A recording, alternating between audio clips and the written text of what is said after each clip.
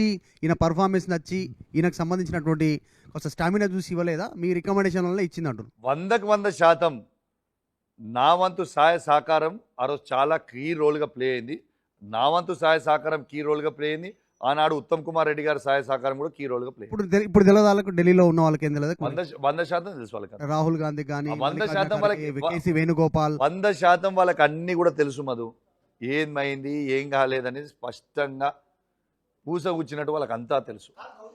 Revanth Reddy PCC president కావడందుకు ఏఐసీసీలో manage చేసా, సోనియా గాంధీ ఆఫీస్లో రాహుల్ గాంధీ ఆఫీస్ ఇన్ని మేనేజ్ చేసినాడు.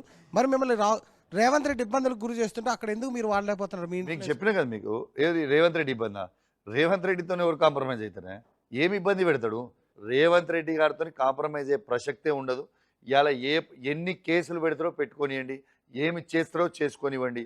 ఇలా తెలంగాణ ప్రజలకి ఆయన ఇస్తాన 6 గ్యారెంటీలు 420 హామీలు ఇచ్చే వారికి ఖచ్చితంగా రేవంత్ రెడ్డి గారు కౌశిక్ రెడ్డి తగ్గకుండా కాంప్రమైజ్ కాకుండా జైలుకు పంపేటువంటి దానికి సంబంధించిన పరిణామాలు జరుగుతున్నాయి. సిఐడి కేసు నమోదు చేసి మొన్న జరిగిన జాతర ఇష్యూలో.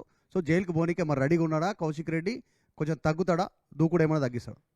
వాళ్ళు ఉచ్చా బొచ్చా ఏం పీక్తాడో పీక్కోమని చెప్పు. ఇలా జైలుకి కాదు ఇంకా ఏడికి పంపినా కూడా పోనీక రెడీగా ఉన్నా.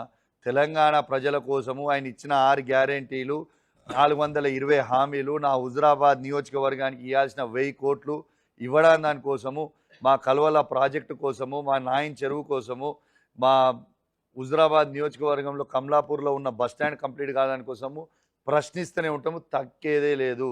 ఏమి చేస్తాడో చేసుకోమని చెప్పండి. ఖచ్చితంగా ఆయనను ప్రశ్నిస్తూనే ఉంటాం. ప్రజల పక్షాన నిలబడతాం.